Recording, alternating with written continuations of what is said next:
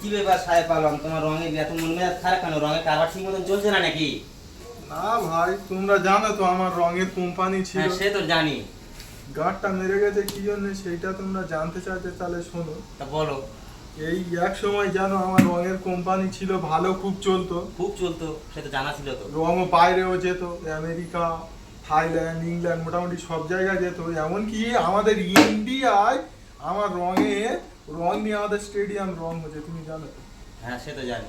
তাই একদিন কি হয়েছে দেখো, আমার একটা ভাইপো শখ করে ঘুরতে এসেছে, কাকা হয় এসেছে, তা খুব ভালো।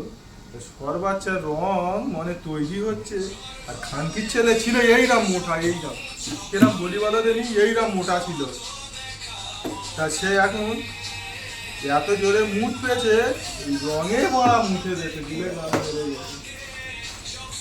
সে থেকে এই আমার রঙের কোম্পানিটা আজ মানে একটা মতো ডুবে গেছে, একটা বেশি ডোবে নেই, একটা মতো ডুবে গেছে।